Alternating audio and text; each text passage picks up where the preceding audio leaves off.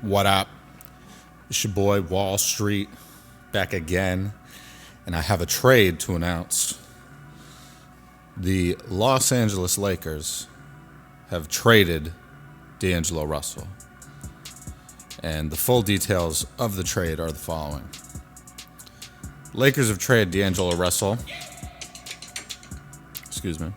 Lakers have traded D'Angelo Russell, Maxwell Lewis, and 3 second-round picks to the Brooklyn Nets for Dorian, Finney-Smith, and Shake Milton. So, D'Angelo Russell was a former Brooklyn Net himself, but it seems likely that he is probably going to be subject to a buyout because I think the Nets are trying to be as bad as they possibly can. Earlier this month, they traded away Dennis Schroeder to the Golden State Warriors for, I believe, a handful of second-round picks and DeAnthony Melton. And in this trade, they also received several second-round picks. And it seems like the Nets kind of won this trade. I mean, they kind of, I think, got closer to what they're trying to do, by getting 3 second-round picks, Maxwell Lewis, who's a relatively young player. And if they buy out D'Angelo Russell, it's going to help them, kind of sink down the standings a little bit more. But I don't really understand what the Lakers are doing, to be completely honest. I mean, D'Angelo Russell has been having the worst season he's had in his career. So, the fact that they were able to get rid of him at all is pretty impressive. But obviously they had to trade 3 second-round picks and Max Lewis, who's a young player, could have been a decent keep for them. And they get back Dorian Finney-Smith, who's a very good three-point shooter, gets a lot of rebounds on the wing, is like 6'7", 6'8", shooting, 43% from 3 this season. So he's doing good. Shake Milton really hasn't gotten that much play, but he's a good player. I remember him from his days with the Philadelphia 76ers. He's got a lot of game. He just hasn't really been getting the minutes that he probably should be getting on the Brooklyn Nets. So it's an interesting trade. I don't really know if it helps the Lakers at all. I mean, I think getting rid of D'Angelo Russell is a good thing. That's also, seemingly a financial move for them. They're pretty close to hitting that second apron. And I think, getting rid of D'Angelo Russell's almost $19 million salary is going to give them a lot more flexibility moving forward if they choose to make more trades, which I would assume this is probably not the final trade they're going to make. Typically, if you're making a trade in December, you're probably also likely going to be making a trade at the deadline or before the deadline. So we'll see what happens, but interesting trade for sure. I'm wondering what's going to happen to D'Angelo Russell if and when, he gets bought out. Is he going to sign with another team? I don't really know what kind of team is going to look to sign D'Angelo Russell right now. Obviously, if you can sign him to a minimum deal, after he gets waived, because he's basically still going to get his $19 million salary at this point. I'm pretty sure it's fully guaranteed, thus far into the season. If you want to sign D'Angelo Russell for $3, $4, $5 million, I don't think that's a bad deal at all. And he probably can help a playoff team.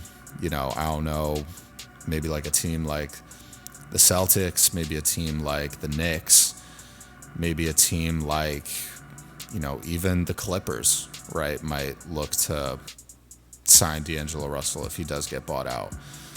But him being on the Brooklyn Nets wouldn't make any sense. That's why the first thing I thought when I saw this trade, I was like, why the hell would the Nets trade for D'Angelo Russell, who's already been on their roster, has done well playing in Brooklyn, right? Like, I don't really know what the Nets are doing. I think they're just trying to stockpile as many picks as possible. They're not really super worried about their standings. I mean, as far as like how far down they're finishing to secure, higher lottery odds. But who knows, man? I have no clue. This is an odd trade to me. The Dennis Schroeder trade made a little bit more sense to me because obviously Dennis Schroeder is one of your best players that you had on the Nets. Trade him away for 3 second-round picks and DeAnthony Melton. DeAnthony Melton, I'm pretty sure he's been injured for a long time. I don't even know if he was playing with the Warriors. I'm pretty sure he is out for a long period of time. But if that's the case, that makes sense, right? Yeah, he's only played 6 games this season. He hasn't played since November. Last game D'Anthony Melton played was against the Dallas Mavericks, a win on November the 12th.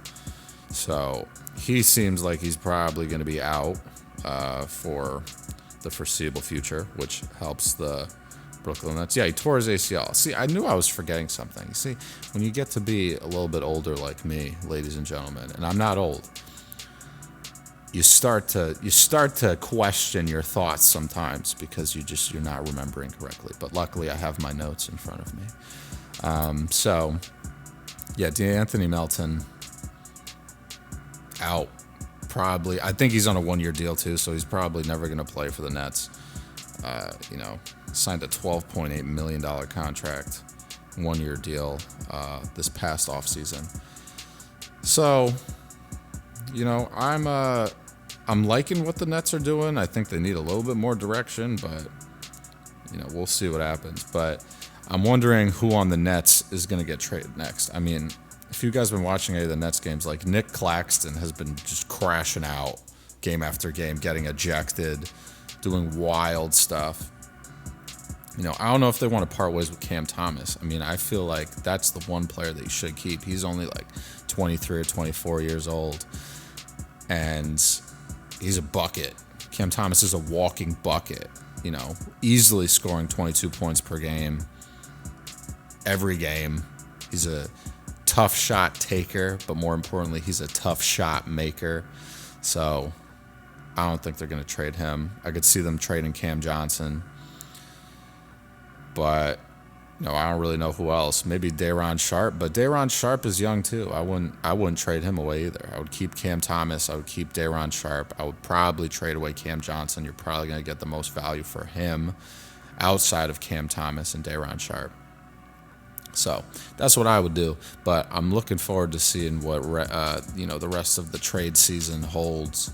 It's going to be super interesting once we get to the deadline. I mean, this whole second apron stuff is really making teams think a lot smarter and harder about signings, trades, all of that stuff. So a lot of this stuff is not just for personnel reasons; it's for financial reasons as well, and looking towards the future.